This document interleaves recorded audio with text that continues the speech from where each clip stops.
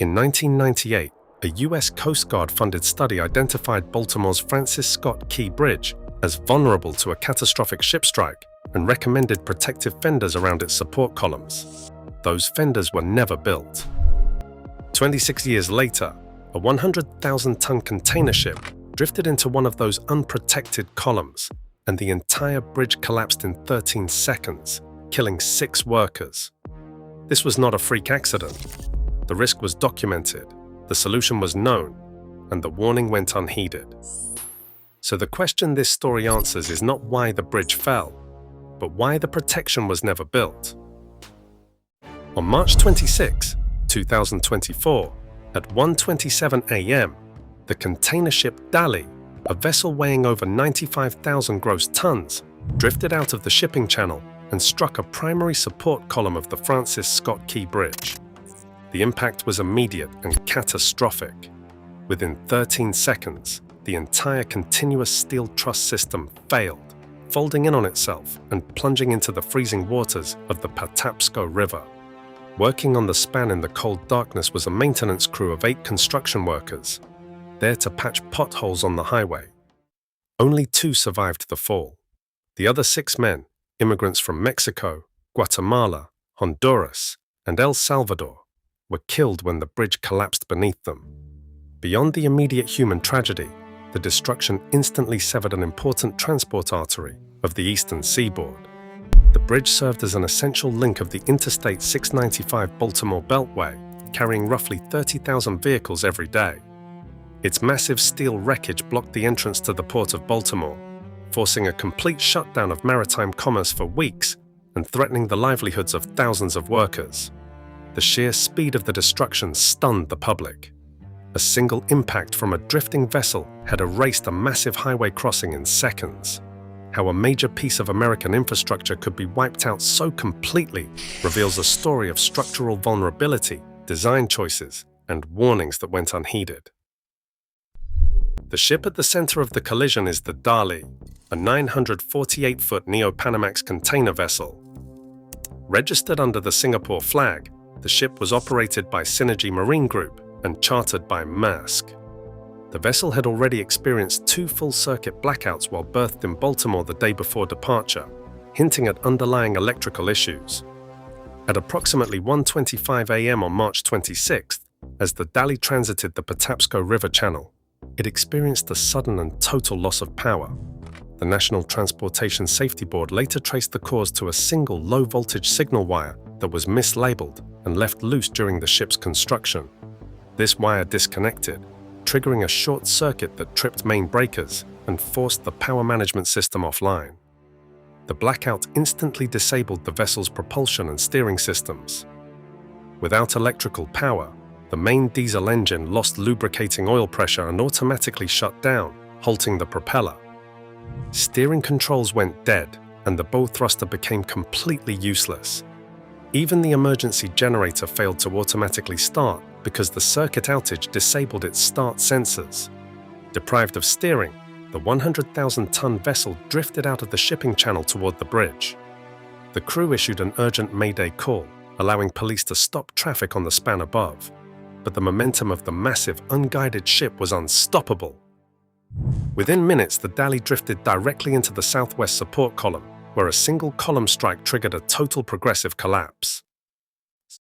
Swiftness of the structural failure lies in the engineering of the Francis Scott Key Bridge itself, completed in 1977. The bridge was a continuous steel arch through truss design. Unlike simple span bridges, where each section sits independently on its own supports, a continuous truss operates as a single, unified system. The steel members are interconnected across the entire length of the structure to distribute loads efficiently. This design allowed engineers to span the wide shipping channel using fewer piers, but it created an inherent weakness. If any major support fails, the entire structural balance is disrupted, initiating a progressive collapse. For decades, structural engineers understood that this specific configuration lacked redundancy. Redundancy is the safety margin of a structure, the presence of backup load paths that can carry weight if a primary component fails. In the Key Bridge, the main continuous truss had none.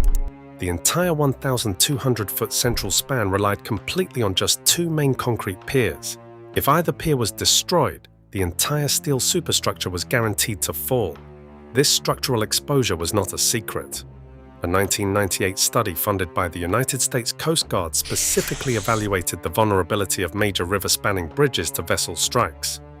The report explicitly identified the Key Bridge as highly vulnerable to a catastrophic ship collision due to its lack of protective physical barriers. It warned that an impact from a modern cargo vessel could cause a total collapse and recommended the installation of protective fender systems, or concrete dolphins, around the support piers to absorb the energy of a strike. These recommendations were never implemented. The bridge remained in its 1977 configuration, leaving its primary support columns unprotected in the middle of a shipping channel that was welcoming larger and heavier container ships every year. The physical vulnerability identified in the late 20th century remained entirely unaddressed when the Dali lost power 26 years later. Ship strikes on major bridges are not random anomalies. They represent a highly documented and studied category of infrastructure failure. Following historically significant maritime disasters, engineering bodies and federal administrators formalized strict protective standards for any structure spanning a navigable waterway. These modern codes require rigorous collision impact modeling and the mandatory integration of heavy physical barriers, such as rock-filled islands or concrete fenders. But these safety regulations are rarely retroactive. Because the Francis Scott Key Bridge opened in 1977, it predated modern vessel collision design specifications, which were only established in the 1991 AASHTO guidelines. This created a critical regulatory gap. While new bridge projects were legally forced to design for massive ship impacts, older structures were grandfathered in under obsolete safety standards. Over the decades, multiple engineering assessments flagged the Key Bridge's severe vulnerability to modern cargo vessels. Yet without a time-bound federal mandate to retrofit older spans, these findings never triggered physical action. The hazard was thoroughly understood by engineers, but remained unaddressed due to a policy framework that treated safety upgrades as optional rather than urgent. On May 9, 1980, during a severe thunderstorm in Tampa Bay, Florida, the bulk carrier MV Summit Venture drifted out of the shipping channel. The vessel struck a primary support column of the original Sunshine Skyway bridge. A 1,200-foot section of the steel truss superstructure collapsed immediately, sending passenger vehicles and a Greyhound bus into the water. 35 people died. The disaster forced a reassessment of how bridges coexisted with massive maritime traffic. When engineers designed the replacement bridge, which opened in 1987, they did not rely solely on the structural strength of the span. Instead, they built a protective system of massive concrete dolphins and fender systems in the water around the main piers. Those protections cost $25 million in 1987 dollars. The investment was designed to absorb the immense kinetic energy of a drifting vessel, stopping a ship before it could make contact with the bridge columns. This protective system has since been credited with preventing later ship incidents from causing a collapse. In the decades that followed, multiple vessels struck these concrete barriers, yet the bridge above remained untouched. The Sunshine Skyway. Reconstruction proved that the engineering solutions to prevent progressive collapse existed, had been successfully implemented, and were effective. For nearly 40 years, state and federal regulators possessed a physical working model of how to safeguard vulnerable waterway crossings from catastrophic ship strikes. The technology was not theoretical. It was already in the water, successfully protecting lives and infrastructure. The physical collapse of the bridge immediately severed a major economic artery. The tangled steel blockage at the entrance of the port of Baltimore halted a marine hub that handled 52 million tons of international cargo in 2023. As the leading port in the United States for passenger cars and light trucks, the sudden shutdown disrupted automobile imports, immediately impacting supply chains and vehicle dealership inventories across the country. With the shipping channel completely blocked, the regional economy lost an estimated $15 million in economic activity every single day. The sudden halt of maritime commerce temporarily idled thousands of longshoremen, truckers, and port workers who depended on the daily arrival of container ships. Freight carriers had to redraw their shipping routes, forcing heavy trucks to detour around the city, which drove up transportation costs and strained shipping networks along the entire Atlantic seaboard. By the time salvage operations fully cleared the remaining steel wreckage and reopened the federal shipping channel in June 2024, the total economic damage surpassed $1 billion. This staggering financial toll was not the inevitable cost of an unavoidable natural disaster. It was the direct consequence of leaving a primary shipping channel unprotected, proving how the decision to defer safety upgrades on a single bridge can disrupt the entire national economy. While the economic fallout unfolded over months, the immediate human crisis was decided in a matter of 90 seconds. When the Dali's crew broadcasted their desperate Mayday call, dispatchers and officers from the Maryland Transportation Authority Police acted instantly. Within a minute and a half, officers stationed at both ends of the bridge blocked the approach ramps, stopping incoming traffic. This rapid coordination prevented dozens of vehicles from driving onto the span, saving lives just before the structure gave way. For the 6 construction workers who went down with the bridge, the mission quickly turned from rescue to recovery. The physical environment of the Patapsco River made the task extraordinarily difficult. Divers had to work in near-freezing murky water with zero visibility, searching through a hazardous maze of jagged steel and crushed concrete. Before any recovery could occur, salvage crews had to use specialized underwater torches to cut through heavy structural members pinning down the wreckage. The operation eventually grew into one of the largest marine salvage efforts in American history. Over several weeks, hundreds of commercial divers, salvage engineers, and emergency personnel worked alongside massive heavy-lift crane vessels to clear the channel. Their work was slow, grueling, and dangerous, serving as a sobering reminder of the immense human effort required to clear the aftermath of a disaster that had occurred in a mere 13 seconds. Across the United States, more than 17,000 bridges span navigable waterways, carrying millions of vehicles every day directly over the shipping lanes of massive commercial vessels. Many of these structures were built in the mid-20th century, long before modern ship collision design requirements were established in 1991.